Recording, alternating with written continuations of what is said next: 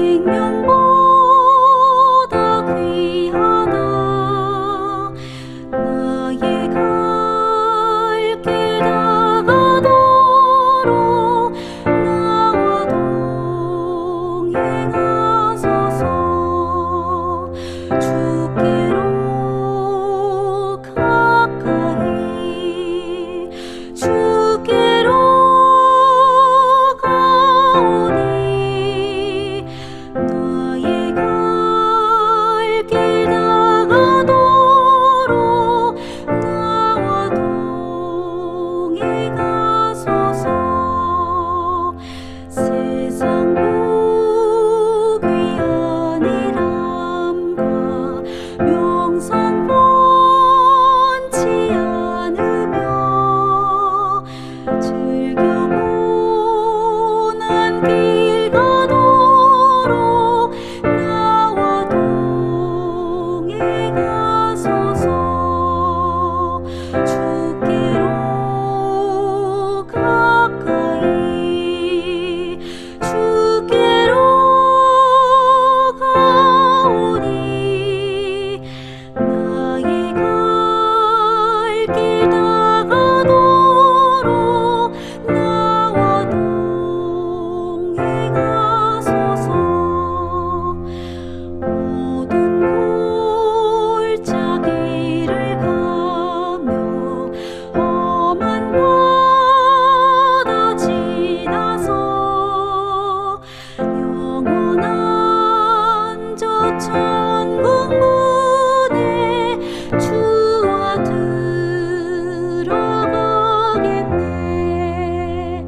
주께로 가까이 주께로 가오니 나의 갈 길 다가도록 나와 동행하소서.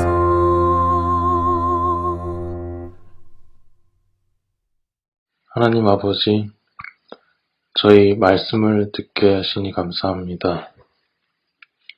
아버지께서 저희에게 말씀해 주심에 또한 감사드립니다. 오늘 말씀이 우리 마음에 파문을 일으켜 우리의 온 마음에 영향을 끼치게 하시고 그것으로 삶이 변화되는 시간 되게 도와주세요. 예수님 이름으로 기도드립니다.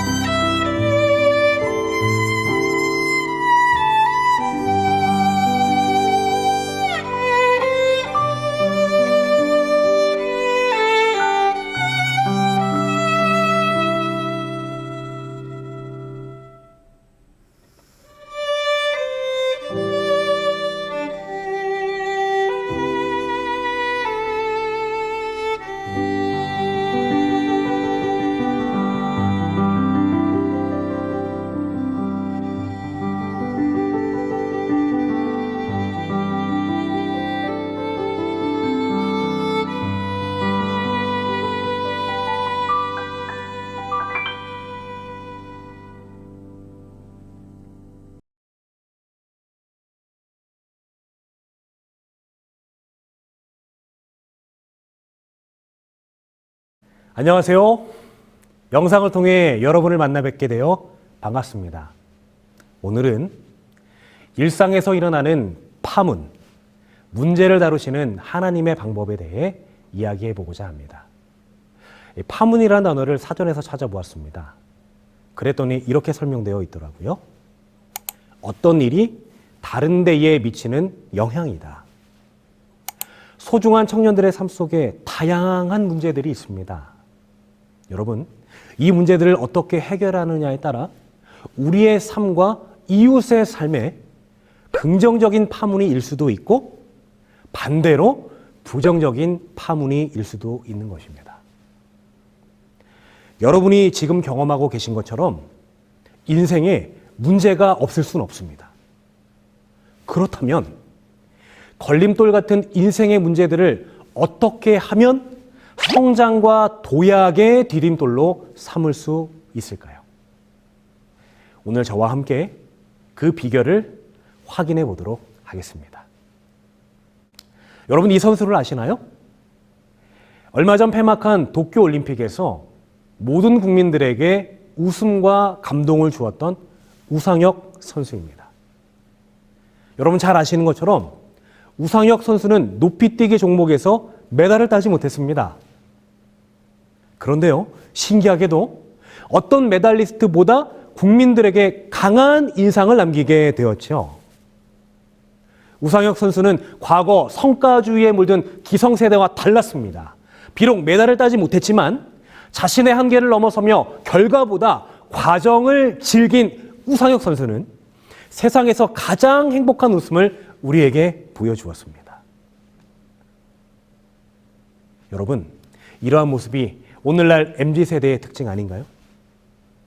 MZ세대는 기성세대에 비해 자신의 의견을 표출하는 데 망설임이 없습니다. 또 어떤 세대보다도 고스펙 능력의 합리적 사고 능력을 가지고 있습니다. 여기에 MZ세대는 일의 결과도 중요하지만 결과를 만들어내는 과정에서의 태도와 도덕성을 중시하는 멋진 마인드를 가진 세대이기도 합니다. 그렇습니다, 여러분.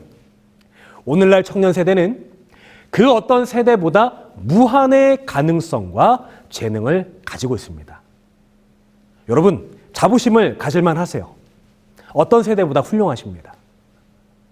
그런데요, 이렇게 멋진 재능과 가능성을 가진 여러분 앞에 놓인 현실은 여러분의 발전 가능성만큼 그리 녹록하지만은 않은 것 같습니다.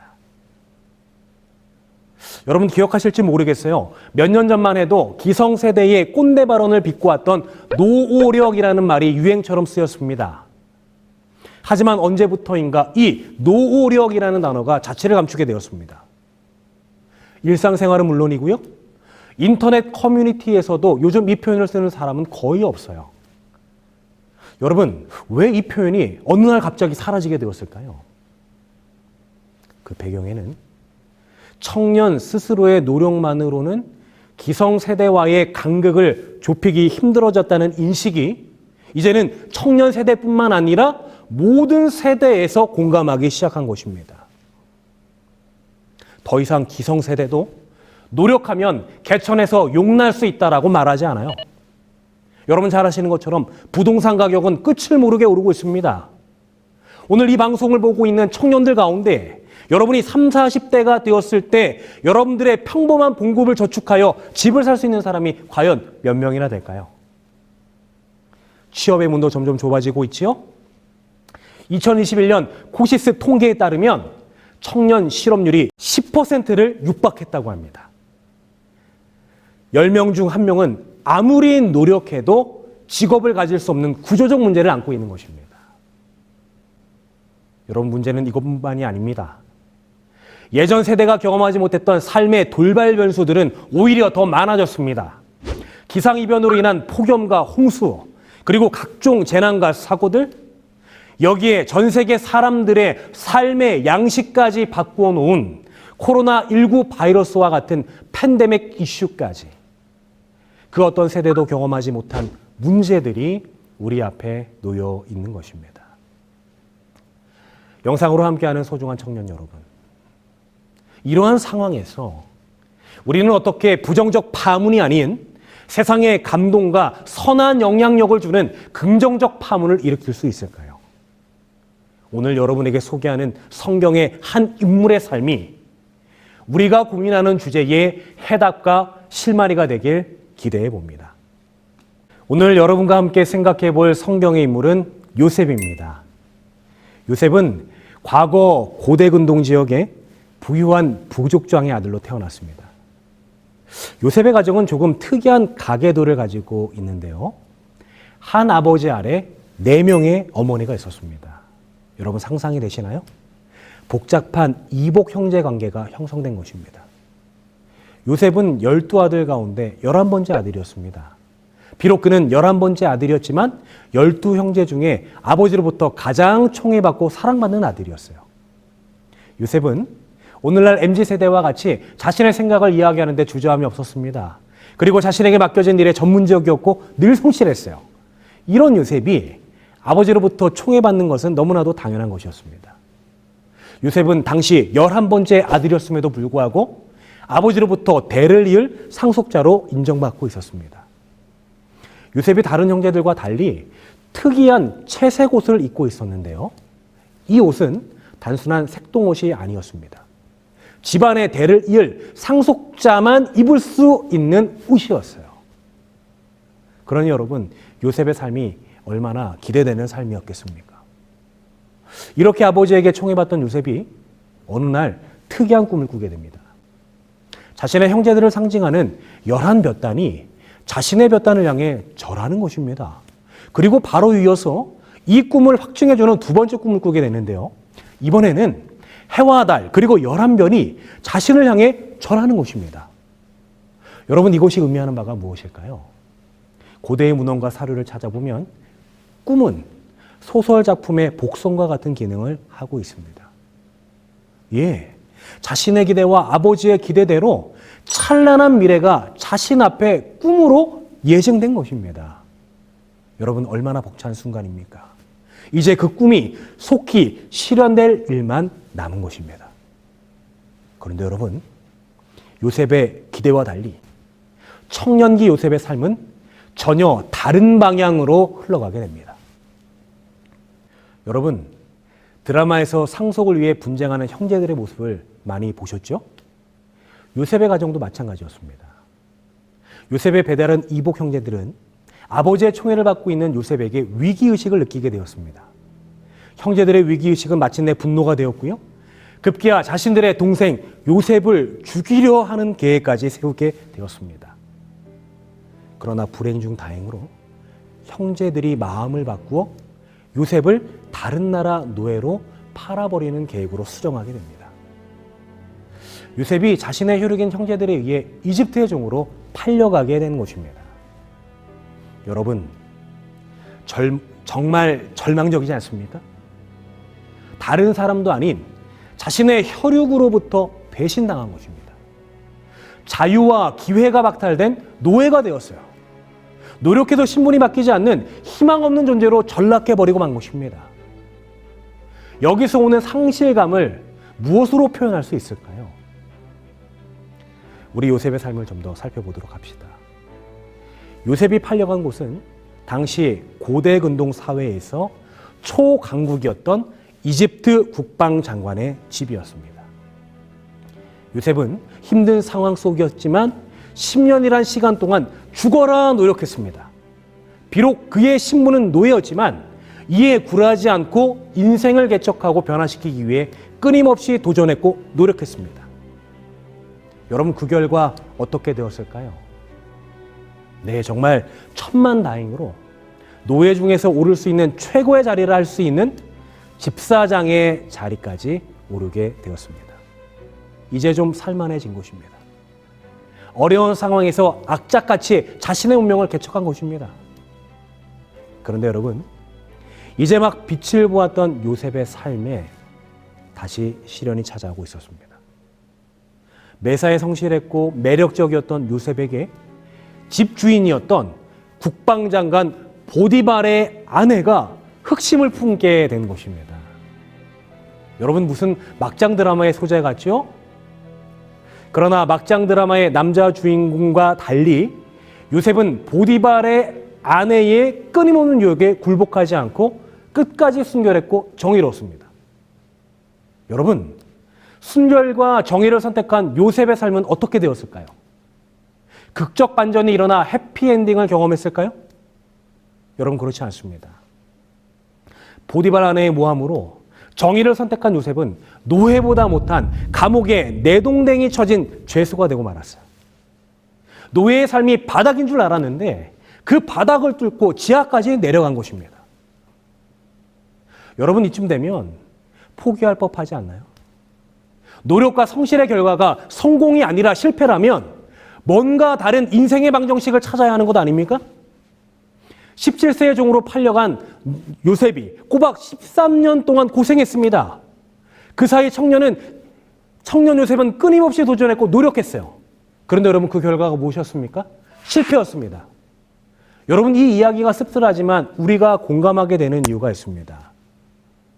청년 여러분, 지금 여러분도 무언가 도전하고 노력하고 계시잖아요. 그런데 우리의 기대와 달리 오히려 성공보다 실패를 경험하고 계시지 않으십니까? 장밋빛 미래가 아닌 잿빛 미래의 공포를 경험하고 계시지 않나요? 배우에게 최고의 영예라 불리는 오스카에서 나무주연상을 2번이나 수상한 로버트 드니로는 대학을 졸업하고 세상에 나가는 청년들에게 다음과 같이 말했습니다. 화려한 졸업식이 끝나면 여러분 앞에 거절당하는 인생의 문이 열릴 것입니다. 여러분은 수많은 현실 세계의 거절과 실패를 경험할 것입니다. 그렇습니다, 여러분. 우리가 마주할 세상은 요셉이 경험한 것처럼, 로버트 드니로가 말한 것처럼 실패와 거절이 일상이 되는 삶일 것입니다. 우리가 그리는 막연한 장밋빛 미래와 달리 우리를 기다리고 있는 상황은 실패와 거절이에요. 그럼 여러분, 우리는 마주하는 실패와 거절을 어떻게 해야 할까요? 문제에 눌려 주저앉아야 합니까? 로버트 드니로는 그의 연설문 끝에 청년들에게 다음과 같이 말합니다. 여러분, 실패를 경험하셨습니까? 그러면 다음을, 그리고 또 다음을 기억하며 전진해야 합니다. 나아가지 않으면 아무것도 할 수 없으니까요. 청년 여러분, 잘 들으시게 되길 바랍니다. 인생의 실패는 청년기에 피할 수 없는 필연입니다. 그러나 우리가 굴하지 않고 이 실패를 어떻게 다루고 활용하느냐에 따라 우리의 삶이 달라질 수 있는 것입니다. 우리 앞에 걸림돌이 오히려 도약과 비상의 디딤돌이 될 수 있는 것입니다. 오늘 우리가 살피고 있는 요셉도 양당 간의 선택을 해야 했습니다. 포기하고 주저앉을 것인지 아니면 계속해서 전진해야 할 것인지 선택해야 했어요. 여러분, 요셉은 어떤 선택을 했을까요? 다행히도 계속해서 도전하고 전진하는 삶을 선택합니다. 어떻게 요셉은 넘어진 자리에서 다시 일어나 전진할 수 있었을까요? 요셉의 일대기를 설명하고 있는 부조와 선지자라는 책에 보면 그 비결을 다음과 같이 설명하고 있습니다. 우리 함께 읽어보도록 하겠습니다. 요셉의 참된 품성은 어두운 감옥 속에서도 빛을 발하고 있었다. 그는 자기의 신앙을 굳게 붙잡고 모든 것을 참았다. 그의 수년 동안의 봉사가 잔인한 보답을 받았으나 이 일이 그를 침울하게 하거나 불신하게 하지 못하였다. 그는 자신의 모든 염려를 주께 맡겼다. 그는 자신의 불행에 마음을 잃지 않고 오히려 다른 사람들의 슬픔을 가볍게 해주려고 노력하는 중에 자신의 슬픔을 잊었다. 그는 옥중에서라도 할 일을 찾았다. 자, 여러분 보실까요? 전체 문맥을 살펴보니 절망스러운 상황 속에서도 요셉이 포기하지 않고 오히려 절망스러운 옥중에서도 할 일을 찾았다라고 기록하고 있습니다. 여러분, 이런 절체절명의 위기 속에서도 절망이 아닌 희망을 노래하며 삶의 위기를 관리하고 계속해서 전진할 수 있었던 비결은 무엇이었습니까? 괄호 안에 그 답이 있죠. 요셉은 이 모든 문제의 상황을 걸림돌이 아닌 디딤돌로 삼을 수 있었던 비결입니다. 여러분, 그에게 무엇이 있었나요? 하나님을 향한 신앙이 있었습니다. 의지할 대상이 있었어요. 자신의 삶에 닥친 문제와 두려움을 전화위복시켜줄 하나님이 그 삶에 함께 계셨던 것입니다. 사랑하는 청년 여러분, 성경은 실패와 거절의 연속이었던 청년 요셉의 삶을 독특하게 설명하고 있습니다. 분명 우리의 상식으로 볼 때 요셉의 삶은 실패한 삶이었어요. 망가진 삶이었습니다. 그런데 성경의 저자는 노예가 되고 죄수가 된 요셉의 삶이 형통하다라고 기록하고 있습니다. 여러분, 하나님이 요셉과 함께함으로 요셉의 삶이 형통케 되었답니다. 이해되시나요? 분명 눈물 나는 노예의 삶이었다니까요. 짐승보다 못한 죄수의 삶이었습니다. 그런데 성경은 여호와 하나님이 함께 하심으로 요셉의 모든 일이 다 잘되고 있다고 선언하고 있는 것입니다. 여러분, 이 뚱딴지 같은 말이 정말 사실일까요? 여기에 같은 상황이지만 관점에 따라 해석이 달라지는 그림이 하나 있습니다.